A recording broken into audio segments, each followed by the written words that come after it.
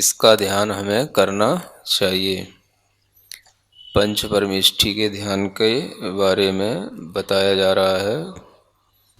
अरहंत का ध्यान कैसे करें, सिद्ध का ध्यान कैसे करें, यह आपने सुन लिया।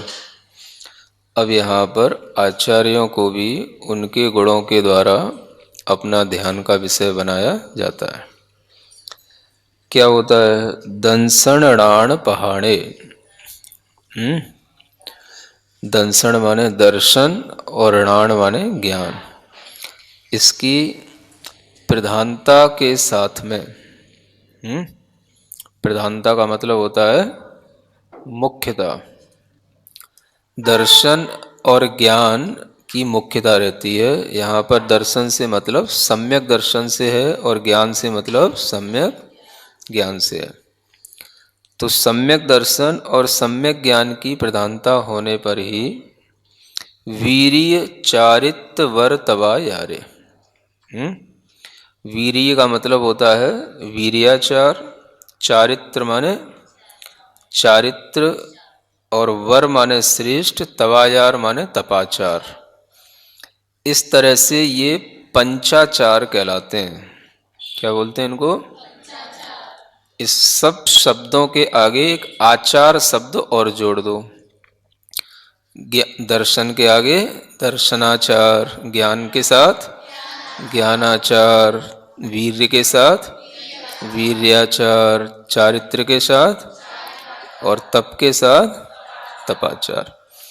ऐसे ये पंचाचार कहलाते हैं। 5 प्रकार के विशिष्ट आचरणों का पालन करना होता है। इन 5 प्रकार के विशिष्ट आचरणों के माध्यम से ही आत्मा की साधना होती है। किसकी साधना होती है? साधना का मतलब आत्मा को साधा जाता है, आत्मा के लिए कुछ किया जाता है।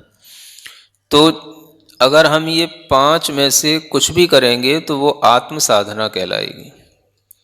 दर्शनाचार माने सम्यक दर्शन का पालन करना, है ना। और सम्यक दर्शन के जो पालन करने के लिए मुख्य रूप से 8 अंग बताए जाते हैं, उन 8 अंगों का पालन करना। सम्यक दर्शन के 8 अंग, 8 उसके मुख्य भेद, 8 उसके प्रकार। वो कौन कौन से होते हैं? हाँ, निसंकेत, निकांक्षित, निर्विचिकित्सा, अमूढ़ दृष्टि, उपगूहन और स्थितीकरण, वात्सल्य और प्रभावना। ये 8 अंग कहलाते हैं। सम्यक दर्शन के इन 8 अंगों का जो पालन करता है वो दर्शनाचार का पालन कर रहा है। क्या करता है वो? हाँ, मतलब वह सम्यक दर्शन का आचरण कर रहा होता है। जो सम्यक दर्शन के इन 8 अंगों का पालन करेगा तो वह दर्शनाचार का पालन कर रहा है या दर्शनाचार की साधना कर रहा है, यूँ कह सकते हैं। तो ये पंचाचार जो होते हैं ये मुख्य रूप से तो साधु के लिए होते हैं, उपाध्याय के लिए भी होते हैं और आचार्य के लिए भी होते हैं। और उनमें भी मुख्य रूप से देखा जाए तो आचार्य परमेष्ठी के द्वारा ही इनका पालन किया भी जाता है और करवाया भी जाता है। तो मुख्यता आचार्य परमेष्ठी की इसलिए है क्योंकि वे इसका पालन स्वयं भी करते हैं और शिष्यों को भी करवाते हैं। तो जब शिष्यों को करवाएंगे तो शिष्यों के पास भी पंचाचार होगा, है ना। ऐसा नहीं कह सकते कि पंचाचार केवल आचार्यों के ही पास होता है। तो वह पंचाचार का पालन स्वयं करना और दूसरों को भी कराना। तो उपाध्याय परमेष्ठी के पास भी पंचाचार होगा, साधु परमेष्ठी के पास भी पंचाचार होगा, है ना। और ये पंचाचार में वही सब चीजें हैं जो रत्नत्रय के साथ में होती हैं। रत्नत्रय का मतलब क्या होता है? सम्यक दर्शन, सम्यक ज्ञान और सम्यक चारित्र, इसको बोलते हैं रत्नत्रय की साधना या आराधना। अब इसी में क्या हो गया, चारित्र में ही, चारित्र का ही एक भेद होता है तप। तप क्या होता है, चारित्र का ही एक भेद होता है। लेकिन जब किसी चीज में हम स्पेशलाइजेशन करते हैं तो उसको अलग से कहा जाता है। तो जब हमने चारित्र के साथ तप को अलग से कहा तो वो हो गई चार आराधना। क्या हो गई ये चार प्रकार की आराधना कहलाती हैं। तीन रत्नत्रय कहलाते हैं, चार आराधनाएं कहलाती हैं। और जब उस तप में हम और विशेष रूप से वीर्याचार का पालन करते हो, वीर्याचार का मतलब खूब अपनी शक्ति लगा करके, बिल्कुल भी अपनी शक्ति को ना छुपा करके और सब तरीके से अपनी ताकत लगा करके जब उस तप का, चारित्र का पालन किया जाता है तो वो कहलाता है वीर्याचार। तो अब जब ये पांच चीजें हो गई तो ये कहलाता है पंचाचार। ठीक है ना।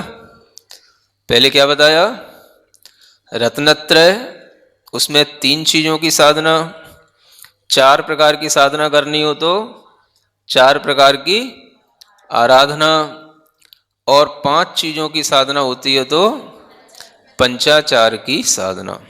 ऐसे ठीक है ना। अब इनमें सबसे मुख्य जो होता है वो सम्यक दर्शन और सम्यक ज्ञान होता है। क्योंकि अगर सम्यक दर्शन और सम्यक ज्ञान नहीं है तो बाकी के आगे सब केवल भार हो जाते हैं। भार का मतलब बोझ हो जाता है। क्या हो जाता है, और बोझ की कोई कीमत होती है? बोझ की क्या कीमत होती है? करता तो है, लेकिन बोझ की क्या कीमत होगी। मान लो 1 किलो का पत्थर है, क्या सुन रहे हो, 1 किलो का पत्थर है और आपके पास में 10 ग्राम सोना है, किसकी कीमत ज्यादा होगी? अब वो 1 किलो का पत्थर भी अगर उसमें सोना नहीं है तो उसको ढोने से कोई मतलब नहीं है, और सोना अगर 10 ग्राम भी निकले तो वो 1 किलो का पत्थर भी ढोया जा सकता है। समझ आ रहा है? तो पत्थर को केवल ढोने से कोई फायदा नहीं मिलेगा, अगर उसमें सोना है तो वह पत्थर हमारे काम का है। क्या समझ आ रहा है? पत्थर का बोझ कितना भी हो, अगर इसमें हमें यह पता है कि इसमें सोना है तो वो सब उसको, बोझ को अपने सिर पे रख करके घूम लेगा, अपने घर पे ले जाएगा, कितनी किलोमीटर चलना हो चला जाएगा। समझ आ रहा है? हाँ। वैसे तो आपको बोझ ढोने में कठिनता होती है, लेकिन अगर उसमें यह पता पड़ जाए कि नहीं इसी पत्थर में सोना है, और 1 किलो का भी अगर पत्थर है तो उसमें 10 ग्राम सोना मिलेगा, तो ऐसा अगर तुम्हें 10 किलो का भी पत्थर मिल जाए और 100 ग्राम सोना मिल जाए, क्या समझ में आ रहा है? तो तुम कहोगे कि भैया है, गाड़ी पे बैठ के जाएंगे तो रास्ते में चालान हो सकता है, पैदल ही लेकर के चलो। तो इसी तरीके से जो सम्यक दर्शन और सम्यक ज्ञान है ये तो है सोने की कीमत वाले, है ना। और इसी के लिए, इसी की प्रधानता से ये चारित्र, तप, वीर्याचार आदि का धारण किया जाता है। सम्यक दर्शन, सम्यक ज्ञान के साथ में ये सब चीजें होती हैं तो फिर भार नहीं लगेंगी, फिर सब चीजें हल्की हैं। सुन रहे हो? किसके साथ में? सम्यक दर्शन और सम्यक ज्ञान के साथ में।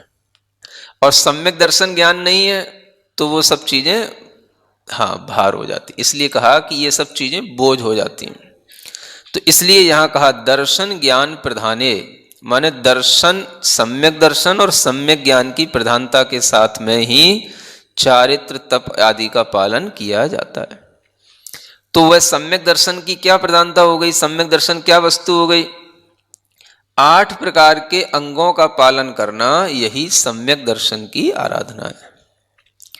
निशंकित का अर्थ आप जानते ही होंगे, जो जिनेंद्र भगवान के द्वारा, वीतराग भगवान के द्वारा बताया हुआ जो मार्ग है, उसमें किसी भी प्रकार का कोई संदेह नहीं होना, इसको क्या बोलते हैं? निशंकित। समझ आ रहा है? आत्मा है कि नहीं, मोक्ष होता है कि नहीं, कर्म की निर्जरा होती है कि नहीं, कर्म का बंध होता है कि नहीं, स्वर्ग नरक होते हैं कि नहीं, अष्टमी भूमि कही जाती है, अष्टम भूमि, 8वीं पृथ्वी कहीं देखी तो है ही नहीं, है कि नहीं? ऐसा होता है? यस और नो? है कि अभी पता नहीं है, अभी डाउट में है, जब पूरा द्रव्य संग्रह पढ़ लेंगे तब बता देंगे महाराज, ऐसा? अगर ये सब डाउट रहते हैं तो सम्यक दर्शन नहीं होता, और जब ये सब चीजें बिल्कुल विश्वास के साथ ग्रहण करने में आती हैं तो सम्यक दर्शन होता है। इसको क्या बोलते हैं? निशंकित। निकांक्षित अंग का पालन करो, किसी भी प्रकार की संसार की विषय वस्तुओं की कोई आकांक्षा धर्म के पालन से मत करो, इसको क्या बोलते हैं? निकांक्षित। मतलब कोई भी बाहर की भोग वस्तुओं की आकांक्षा मत करो कि हम धर्म इसलिए कर रहे हैं कि आगे चल करके हमें बहुत अच्छा इससे भोग सामग्री मिलेगी, बहुत अच्छा लाभ होगा, ऐसा मत करो। अपने आप धर्म करते रहो, जो मिलेगा सो मिल जाएगा। इसको क्या बोलते हैं? निकांक्षित। हो पाता है ऐसा? वर्तमान स्तुति के व्रत लिए बेटियों ने, छोटी छोटी बच्चियों ने, काय के लिए लिए? बताओ, काय के लिए लिए? अच्छे नंबरों से पास हो जाए इसलिए? तो कोई पूछे काय के लिए लिए तो क्या बोलोगे? कुछ तो बोलो।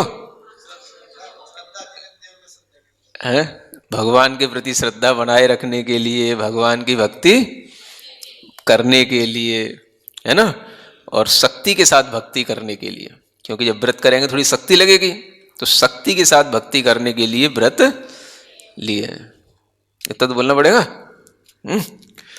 तो ये निकांक्षित अंग कहलाता है। निर्विचिकित्सा, कभी भी साधुओं को देख करके, उनके शरीर आदि को देख करके ग्लानि नहीं करना, है ना, क्योंकि साधु नहाते नहीं, मंजन करते नहीं, समझ आ रहा है, क्रीम पाउडर लगाते नहीं, तो उनको देख करके कभी भी ग्लानि नहीं करना। ये क्या कहलाता है? निर्विचिकित्सा। है ग्लानि माने हेट नहीं करना, नाक मुंह नहीं सुकोड़ना, इसको बोलते हैं जुगुप्सा नहीं करना।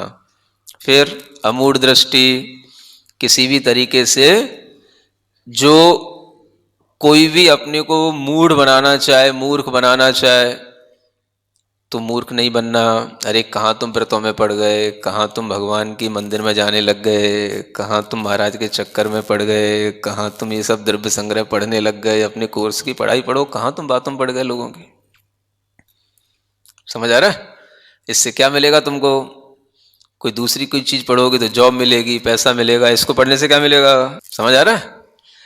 कोई भी चीज की आपके लिए जो आप सही चीज है, उसके लिए कोई भी दूसरा आपको मूड बना सकता है, कोई चमत्कार दिखा करके, किसी भी प्रकार के प्रलोभन दे करके, तो उसमें भी मूड नहीं बनना। बिल्कुल अपने आप में इसी मार्ग पर बिल्कुल डिटर्मिनेशन रखना, तो ये कहलाता है अमूढ़ दृष्टि। हाँ, फिर उपगूहन, कभी किसी जो साधु हैं, साध्वी हैं या धर्म मार्ग पर चलने वाले कोई लोग हैं, उनमें कभी कोई कमी देखने में आ जाए, दोष देखने में आ जाए, तो उनकी चर्चा सबसे नहीं करना, उसको व्हाट्सअप नहीं करना। क्या समझ आ रहा है ना? जो कुछ भी अपने लिए देखने में आया वो केवल अपने ही तक सीमित रखना, इसको क्या बोलते हैं? उपगूहन। इससे क्या होगा?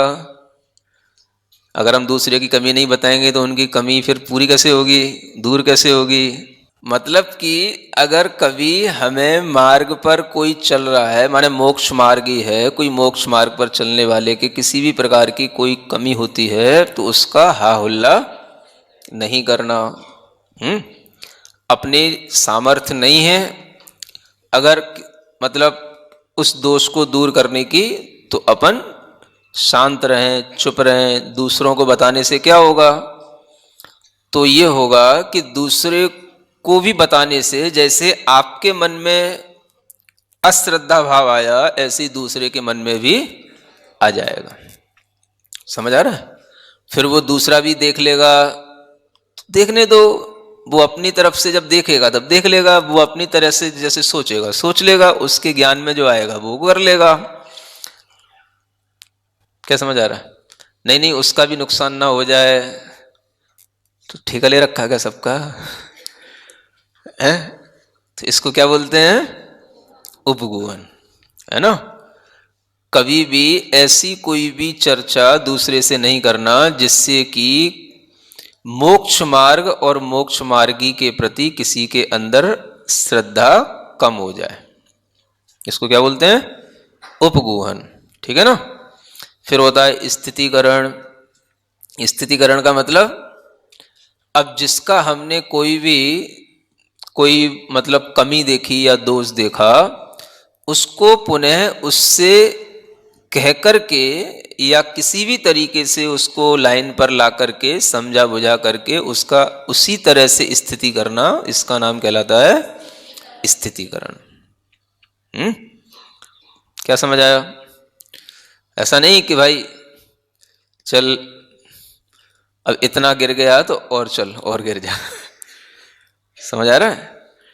ऐसा साधर्मियों के प्रति भी होता है, केवल साधुओं के लिए नहीं कहा जा रहा है। जैसे मान लो आप लोग हो, समझ आ रहा है? अब कोई व्यक्ति है जो पहले मंदिर आता था, खूब महाराज को आहार देता था, धर्म करता था, शास्त्र सुनता था। अब उसके साथ कुछ ऐसा हो गया कि उसने एकदम से उसको सबसे विरक्ति हो गई। क्या समझ आया? अब उसके ऊपर कोई दूसरे बाबा का या किसी दूसरे और मंदिर का या किसी दूसरी और तरीके की, समझ आ रहा है, चीज़ों का उसके ऊपर कोई प्रभाव पड़ गया।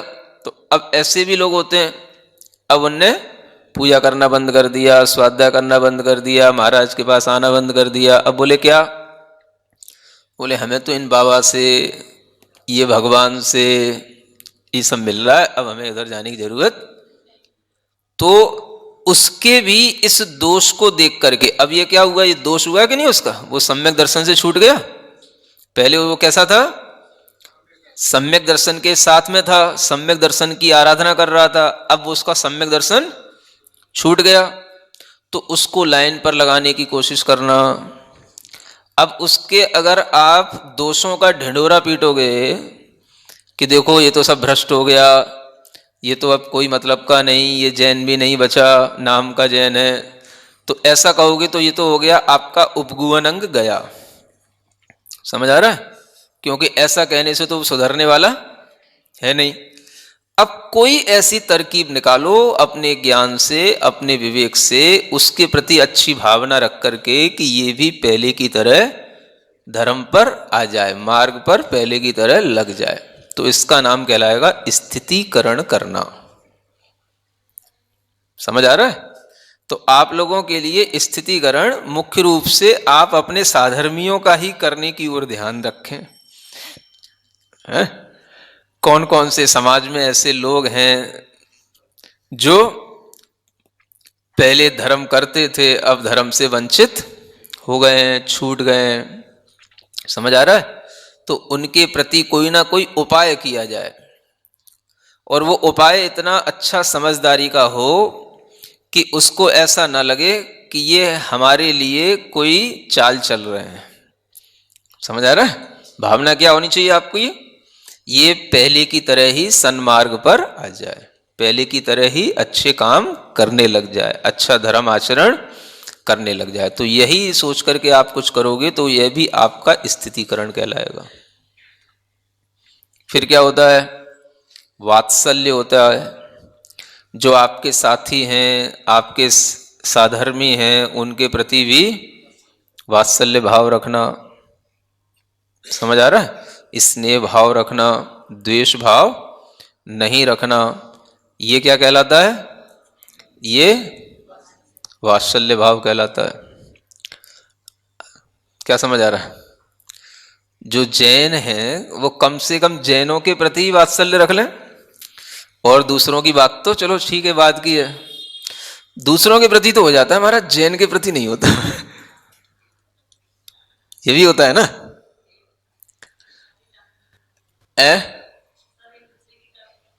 हाँ, तो जैनों का कम से कम अगर अपने ही, है ना, दूसरों के प्रति तो सहज हो जाएगा, इसमें कोई मतलब डाउट नहीं है ना?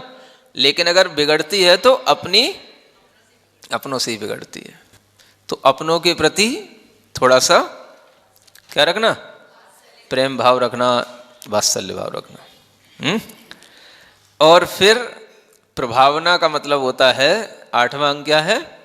प्रभावना। जितनी हमारी शक्ति बने उसके अनुसार धर्म की प्रभावना में लगना। समझ आ रहा? अगर अपने पास ज्ञान है तो ज्ञान से प्रभावना करना, अपने पास भक्ति है तो भक्ति से प्रभावना करना, अपने पास कोई भी शास्त्र पढ़ने पढ़ाने की क्षमता है उससे प्रभावना करना, किसी भी प्रकार से अपना कोई धन इत्यादि अपने को सदुपयोग में लगाना है तो उसके माध्यम से प्रभावना करना। जैसे बने तैसे भगवान जिनेंद्र देव की प्रभावना हो, जो उनके द्वारा बताई गई वाणी है उसकी प्रभावना हो, जो उनके मार्ग पर चलने वाले लोग हैं उनकी भी प्रभावना हो। इस तरीके की भावना करने का नाम और कार्य करने का नाम प्रभावना है। तो ये सब 8 बातें अच्छी हैं कि नहीं, और काम में आने वाली हैं, और अपने लिए आत्मोन्नति के लिए भी कारण हैं। तो इनको अपनाने की कोशिश करो। कहाँ कमी रह रही है उसको पूरा करने की कोशिश करो। हाँ, 8 में कहीं ना कहीं कमी है कि पूरे पर्याप्त हैं, सब बढ़िया है? तो जिसमें कमी हो उसको सुधार करके अपने अंदर अच्छा देखो, 8 का अगर आप पालन करेंगे तो इससे आपके अंदर कहीं कोई ऐसा भाव है जिससे नेगेटिविटी आती हो? सब पॉजिटिव भाव है कि नहीं? सबसे पॉजिटिविटी आएगी कि नहीं? उपगूहन करोगे तो नेगेटिविटी आएगी, पॉजिटिविटी आएगी? बताओ। समझ आ रहा है? अगर आप दूसरों के लिए किसी की कोई भी बातें करोगे तो वो एक निंदा का रूप ले लेती है, और वो निंदा ही नेगेटिविटी का काम करती है। और अगर आप पॉजिटिव होंगे तो आप कभी भी किसी की इस तरीके से कोई भी निंदा नहीं करेंगे। समझ आ रहा है? तो पॉजिटिव रहने के लिए भी थोड़ी ताकत लगती है। पेट में कोई बात पचे तब तो पॉजिटिव हो पाओगे। भोजन तो बच जाता है, लेकिन दूसरे की कोई भी बात जो है वो पेट में रह जाए, किसी का तो भोजन ही उसके बिना नहीं पचता जब तक कि 2-4 बातें किसी से कर ना ले, है ना? तो मुश्किल होता है, तभी थोड़ा सा कुछ उपलब्ध होता है। इसलिए तो ऐसा ये सम्यक दर्शन होता है। फिर सम्यक ज्ञान होता है, उसके भी 8 अंग होते हैं, है ना? अर्थाचार कहलाता है, शब्दाचार कहलाता है, माने जो शब्द लिखे हैं उनको शुद्ध पढ़ना, उसका जो अर्थ है उसको भी सही समझना। फिर शब्द और अर्थ दोनों को भी मिलाकर के सही शब्द और सही अर्थ का भाव लाना। समझ आ रहा है? जो हम ग्रंथ पढ़ रहे हैं उसका बहुमान करना। जिन आचार्य आदि ने हमको पढ़ाया है उनका भी नाम ध्यान में रखना, या जिस ग्रंथ को हम पढ़ रहे हैं उस ग्रंथ को भी ध्यान में, उनके कर्ता का नाम भी ध्यान में रखना। समझ आ रहा है? और ग्रंथ पढ़ते समय कोई ना कोई नियम इत्यादि के साथ में उसके लिए और ज़्यादा बहुमान करने का भाव रखना, ये भी इस तरह से सम्यक ज्ञान के 8 अंग बन जाते हैं। इसको बोलते हैं एक अर्थ शब्दाचार, अर्थाचार, उभयाचार। फिर बोलते हैं अनिन्नवाचार। अनिन्नव माने छुपाना नहीं, किसी का नाम इत्यादि जिससे हमें ज्ञान मिला है उसका नाम कभी छुपाना नहीं, अनिन्नवाचार।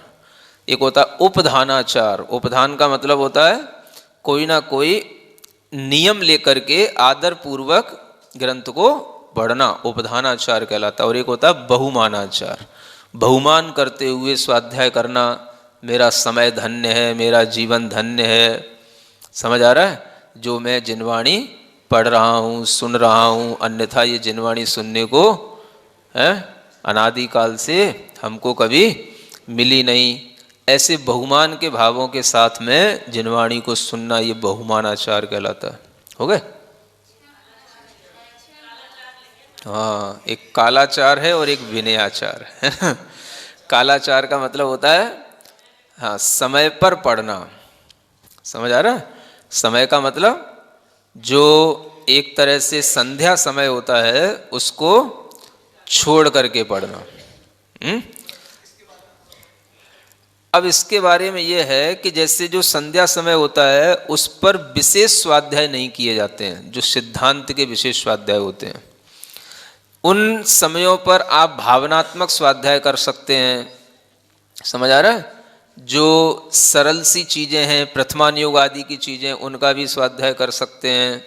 जो अपने लिए कहना चाहिए सम्यक दर्शन ज्ञान चारित्र की आराधना रूप जो भावना है उनका स्वाध्याय कर सकते हैं। कुछ विशेष सैद्धांतिक ग्रंथ होते हैं उनका अध्ययन जो होता है वो संध्या समय को छोड़ करके ही होता है ना। जैसे कि सठखंडागम आदि ग्रंथ हैं, धवला आदि ग्रंथ हैं, जीव कांड, कर्म कांड जो श्रावक पढ़ सकते हैं उनके लिए वो भी हैं। तो विशेष काल में इनको ही पढ़ा जाता है ना। और कुछ विशेष दिनों में भी छोड़ा जाता है इन ग्रंथों को, जैसे अष्टमी चतुर्दशी को नहीं पढ़ते, ये भी कालाचार में ही आ जाता है। विशेष सिद्धांत ग्रंथ जो होते हैं उनको ऐसे अष्टमी चतुर्दशी को नहीं पढ़ते। तो इस तरह से कालाचार का पालन किया जाता है। अब रेफरेंस तो सब में ही आते हैं, जो मूलाचार आदि हैं उसमें पंचाचार अधिकार आता है, उसमें कालाचार में यही चीज़ बताई गई है ना। सब जगह है मूलाचार, प्रदीप वगैरह, भगवती आराधना, इन ग्रंथों में हाँ इनमें कालाचार, सम्यक दर्शन ज्ञान और सम्यक ज्ञान के 8 अंगों आदि का वर्णन मिलता है। क्या हो गया? तो आप लोग जो चीज़ें पढ़ते हो वो तो सब सामान्य ही होती हैं, है ना। आप प्रथमान योग के ग्रंथ पढ़ सकते हो कभी भी किसी भी टाइम पर। ऐसा कोई भी सामान्य से रत्नकंड, श्रावकाचार, द्रव्य संग्रह, इन ग्रंथों को पढ़ने में कोई बाधा नहीं है। सब भावनात्मक ग्रंथ हैं। और जो विशेष ग्रंथ होते हैं कर्मकांड, जीवकांड, लब्धिसार वगैरह, इनको संध्या समय पर अष्टमी चतुर्दशी इत्यादि को नहीं पढ़ना, ये कालाचार का पालन है। फिर कहलाता है विनयाचार, है ना। एक तो बहुमान के साथ पढ़ना और एक विनय के साथ पढ़ना। जो ज्ञान है उसकी भी, जो शास्त्र है उसकी भी, और जहाँ हम ज्ञान प्राप्त कर रहे हैं उसकी भी विनय के साथ में उस ज्ञान को ग्रहण करना, ये कहलाता है विनयाचार। ऐसे सम्यक दर्शन, सम्यक ज्ञान के 8 अंग जान लो। चारित्र तो आपसे कोई लेना देना है ही नहीं है, तप का, वीर्य का तो आपसे कोई लेना देना है ही नहीं है ना। तो बस इसी को जान लो और इसी की प्रधानता है, इसी को मुख्यता है। ये होगा तो आगे का सब ठीक ठाक हो जाएगा। तो ऐसे इन 5 आचारों में जो अपम माने अपने को और परम माने दूसरों को भी, जुंजई माने जोड़ते हैं, लगाते हैं, सो आयरियो वह आचार्य कहलाते हैं। मुनि माने वह मुनि भी होते हैं। ज्यो माने उनका ध्यान करना चाहिए। ठीक है। जो रण तय जुत्तो नित्यम धम्मो वदेशणे निर्दो सोवझाओ अप्पा जदिवर वसहोड़मो तस्। पढ़ो। जो ऋण तय जुत्तो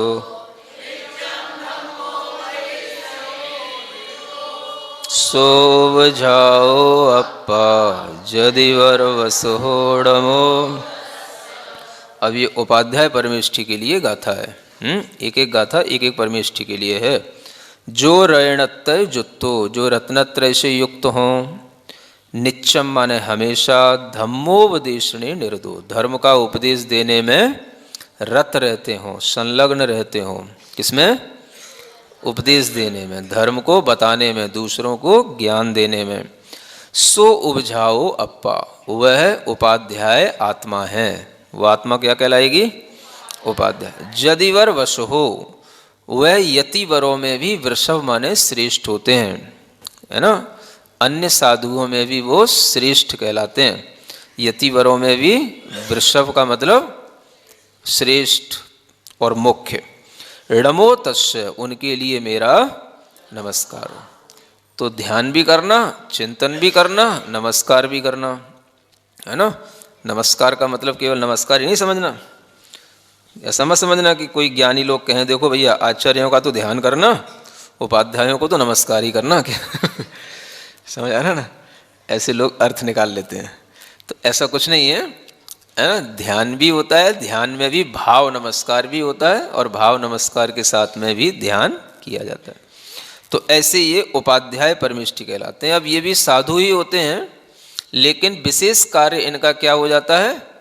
धर्म का पाठ पढ़ाना, धर्म का उपदेश देना, धर्म का मर्म जो है लोगों के लिए समझाना, और इस तरह से न्याय सिद्धांत इत्यादि के माध्यम से समझाना, ताकि वो हमेशा के लिए उनके पास में रह जाए, और सामने वाले का जो दुराग्रह है, जो उनके अंदर मिथ्यात्व पड़ा हुआ है, वो मिथ्यात्व छूट जाए, टूट जाए। ऐसी वचनावली के माध्यम से उनके मिथ्यात्व को टुकड़े टुकड़े कर देना।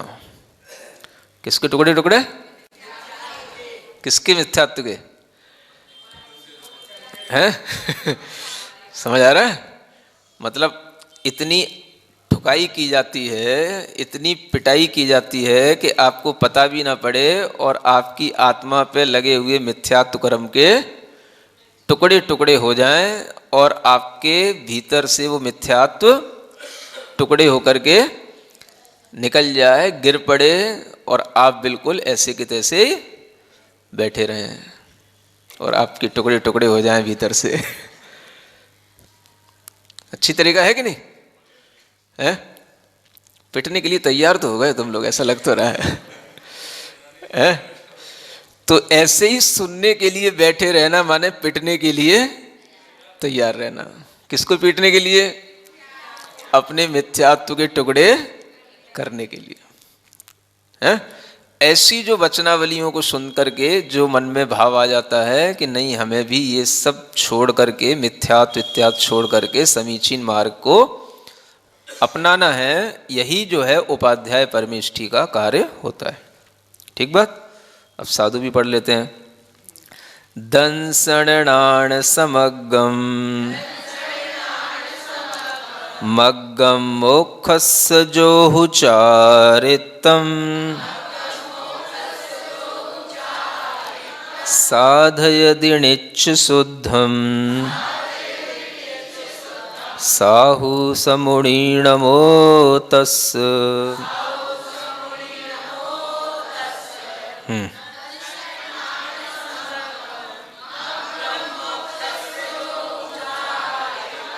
साधयदिनिच्च शुद्धम साहु समुणीणमो। दंसणाण समग्गम माने सम्यक दर्शन और सम्यक ज्ञान की समग्रता माने पूर्णता के साथ में, जो मोक्षस्य मग्गम चारित्रम, मोक्ष का मार्ग वाला जो चारित्र है, उसको भी साधयदि माने साधता है। क्या करता है? साधता है। कैसे रूप में? निच्च शुद्धम, शुद्ध रूप में साधता है, यानी चारित्र की साधना करता है। किसके साथ में? सम्यक दर्शन ज्ञान की पूर्णता के साथ में। यानी सम्यक दर्शन सम्यक ज्ञान में तो निष्णात हो और फिर उसके साथ में सम्यक चारित्र की साधना जो करता है वह साधु कहलाता है।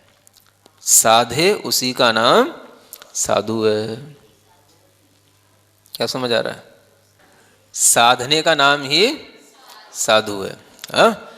तो ये साधु ही मुनि भी होते हैं और ये यति, मुनि, अनगार, इन्हें सब शब्दों से कहा जाता है। तो सबसे पहले मोक्ष मार्ग पर यही रूप धारण किया जाता है। पहले साधु की मुख्यता, साधना की मुख्यता, साधना जब हो जाए तब फिर दूसरों को उपदेश आदि कार्य करने की मुख्यता। तो ये मुख्यता के अनुसार ही ये साधु, आचार्य, उपाध्याय का विभाजन है।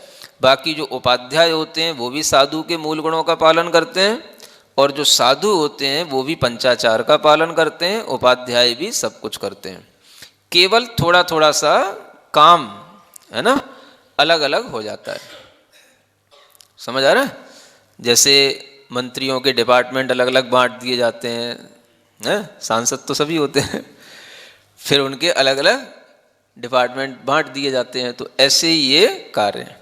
तो इस तरीके से यह साधु परमेष्ठी को नमस्कार इनके गुणों के माध्यम से किया जाता है। माने हमेशा सम्यक दर्शन ज्ञान चारित्र की आराधना और सम्यक दर्शन ज्ञान चारित्र की ही भावना की जाती है। समझ आ रहा है? आचार्य, उपाध्याय, साधु में हम क्या देख रहे हैं? सम्यक दर्शन, सम्यक ज्ञान और सम्यक चारित्र। तो उसी को नमस्कार किया जाता है। जिनकी आत्मा में यह सम्यक दर्शन ज्ञान चारित्र होते हैं उन्हीं को मुख्य रूप से हम नमस्कार करके हम भावना करते हैं कि हमें भी इसी प्रकार के सम्यक दर्शन ज्ञान चारित्र की प्राप्ति हो। यह आत्मा की आराधना और आत्मा की भावना कहलाती है। इसलिए साधु, परमेष्ठी आदि सभी का ध्यान करने से हमारा ध्यान मुख्यतः किस पर होता है? उनकी साधना और उनके अंदर जो रत्नत्रय है उस पर हमारा ध्यान जाता है। तब हमारे लिए वह पंच परमेष्ठी का ध्यान रत्नत्रय की ध्यान के साथ में चलता है। ठीक है ना? इस तरह से पंच परमेष्ठी का यह वर्णन पूर्ण हो जाता है।